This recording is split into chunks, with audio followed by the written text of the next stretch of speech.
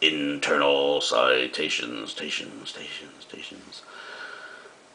What do I mean when I say internal citations?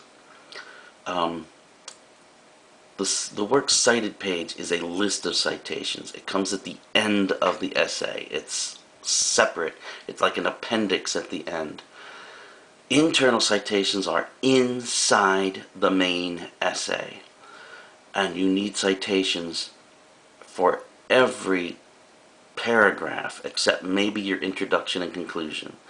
So in your essay, you need to identify where all of this information is coming from. And it's not just quotes, it's not just statistics, it's every fact that you state, every comment that you make has to be cited. So what is an internal citation? Whenever you quote or refer to information found during your research, you must identify the source where you found it. So that means that I'm going to look back to your works cited page, and I expect to find every source listed on that cited page somewhere in your essay. How do you do this? You use parenthetical citations. That means that you're going to use parentheses. There's another way to do it, but the easiest is just to, after you've mentioned the information, you put the author's last name in parentheses. Okay? Or you use the first few words of the title. Because on the works cited page, all of your items listed on that page will either start with an author's last name or a title. There's no exception to that rule. So, when you're looking in here, and you have the essay, hopefully you guys can read this. Let me see if I can zoom in on it for you. Alright, come on. Oh, seems like my zoom has broken. Well, this is no good. I'm very upset. Okay, so since I can't zoom, let's just move the camera forward. There we go. That's not so bad. Of course, it's going to shake now. Notice here, an author's last name is in parentheses, but you could have also introduced the author like this. NBC sports writer Rachel McCallie has dealt with this issue, so now I know who McCallie is. So I am still identifying her, though, at the end of the paragraph as the source of all that information. But those are the two ways that you can do it. You can introduce a statement with the author's name, or you just put it in parentheses at the end of the information that you've just pulled up. And notice that here's McCallie on the works cited page, here's Mitchell on the works cited page.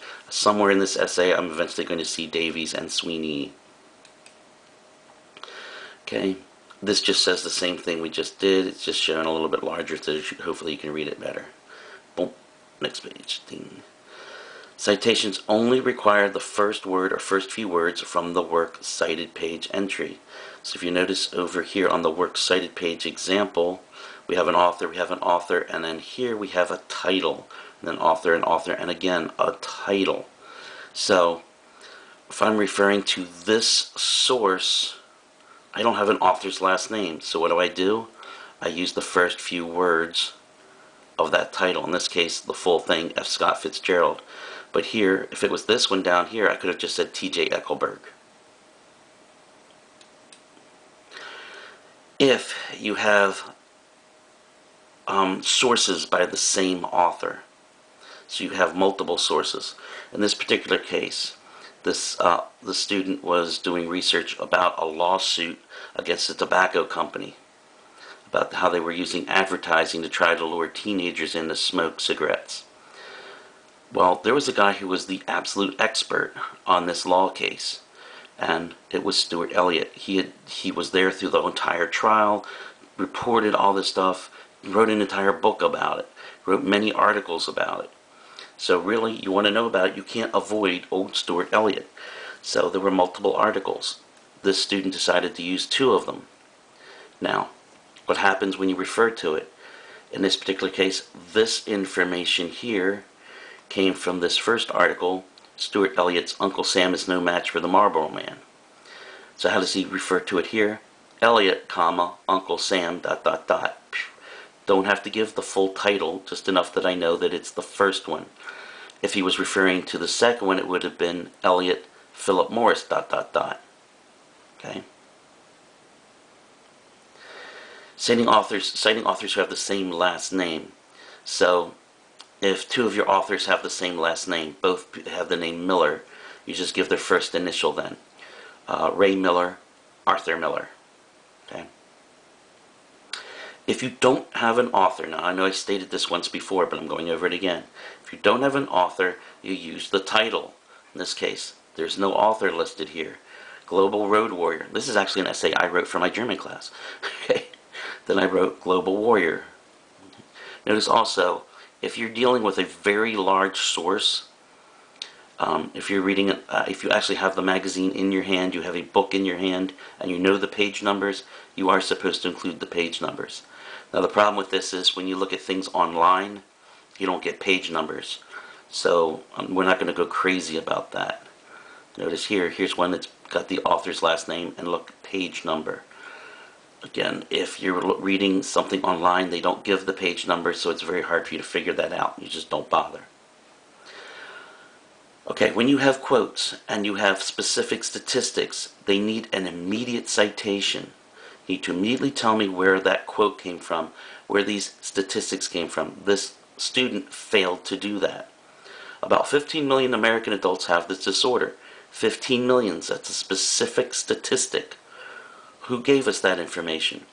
36% of people with this disorder. Okay, again, we're getting some specific statistics here. Where did it come from? She doesn't tell me till the end of the paragraph. You need to identify it here immediately at the end of that statement and again at the end of the paragraph. Because what can happen is, and this happens a lot, you'll give your statistics and they came from a different source.